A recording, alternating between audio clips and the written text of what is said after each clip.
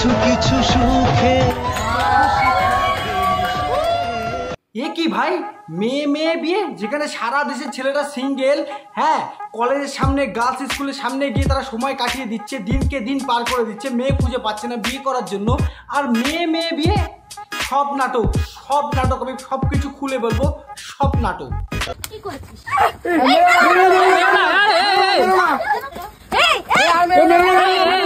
বাবা কাকিমা, আপনার অ্যাক্টিং তো দুর্দান্ত, মানে আপনার মেয়ে অ্যাক্টিং করছে, আপনি তার সঙ্গে সহযোগিতা করছেন, দুর্দান্ত অ্যাক্টিং আপনার।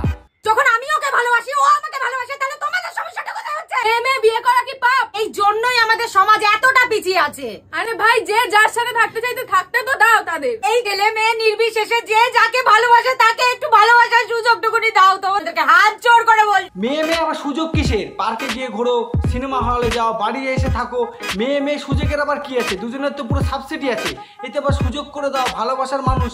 এই কথাগুলো বলে কি মনে করতে যাচ্ছ? আমরা কি চুতিয়া মনে হয়? সবকিছু শালা ভিউজের জন্য করছে এরা। দিনে দিনে হচ্ছে এই বাড়িটা ঠিক করলাম, কতটার জন্য আমাদের এখানটাই থাকতে হবে, যতদিন না আমাদের বাড়ির লোক আমাদেরকে মেনে নেয়।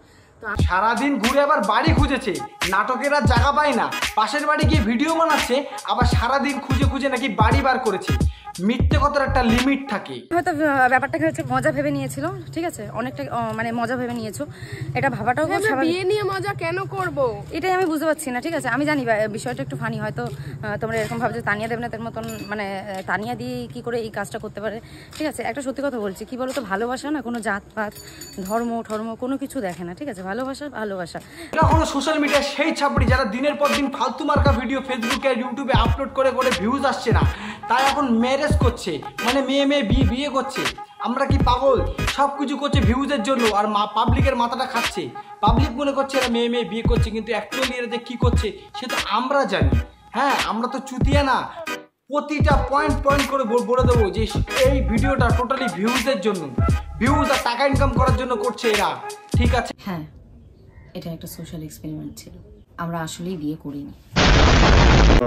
দেখলে তো, আমি বললাম না, টোটালটাই একটা প্র্যাঙ্ক। মানে মানুষকে চুটিয়া বানাচ্ছে এরা, ভিউজ পাওয়ার জন্য এরা সব কিছু করছে, মেয়ে মেয়ে বিয়ে করছে। আর দেখো এরা কি করে, এরা যে কতটা নিচে নামতে পারে শুধু ভিউজ আর টাকার জন্য, একবার তোমরা দেখো। সরাসরি LGBTQIA+ কমিউনিটির পাশে দাঁড়ানোর মেন হচ্ছে আমাদের উদ্দেশ্যটা বা প্রচেষ্টা ছিল। ওদের পাশে তোদের দাঁড়াতে হবে না রে বাল, ভিউজের জন্য টাকার জন্য করছিস। ছাপড়ি শালা, ছাপড়ি শালি, তুই ছাপড়ি শালি, ভিউজের জন্য করছিস, আবার ওদের পিছনে দাঁড়াও। হ্যাঁ, মানুষ আমাদেরকে কি ভাবে? মানুষ তোদেরকে বাল ভাববে। কারোর যদি মনে বা ইমোশনে যদি কোনো রকম আঘাত আমরা কিন্তু দিতে চাইনি, তারপরেও যদি কেউ আমাদের এই স্টেপটার জন্য কষ্ট পেয়ে থাকো, মনে আঘাত পেয়ে থাকো, তার জন্য আমরা দুইজনে হাত জোড় করে তোমাদের কাছে ক্ষমা চাইছি। দুর্বল, তোদেরকে আবার কে পাত্তা দেয় রে? তোদের কথায় আবার কে কি মনে করবে? ভিউজ পাওয়ার জন্য করছিস, ভিউজ পেয়েছিস, টাকা ইনকাম করার জন্য করেছিস, টাকা পেয়েছিস, আবার পাবলিককে চুটিয়ে মারাচ্ছিস কেন? আরে ন্যাকা ষষ্ঠীর কান্না তোরা কাটবি না, ঠিক আছে?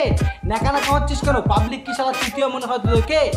আমি আবারও তোমাদেরকে বলছি, আমি তোমাদেরকেও বলবো এই একটা কথাই বারবার করে, যে ওরা কিন্তু অনেক কষ্ট করে, অনেক স্ট্রাগল করে নিজেদের ভালোবাসার মানুষকে পায়। তো আমার বা তোমার কোনো অধিকার নেই যে সেই ভালোবাসাটাকে হচ্ছে তুচ্ছ তাচ্ছিল্য করা বা কাউকে একটা হিউমিলেট করা বা তাদের। তো এরা হলো সোশ্যাল মিডিয়া সেই ছাপড়ি যারা ফেসবুকে ইউটিউবে এসে মানুষের এইভাবে চুটিয়ে বানাচ্ছে।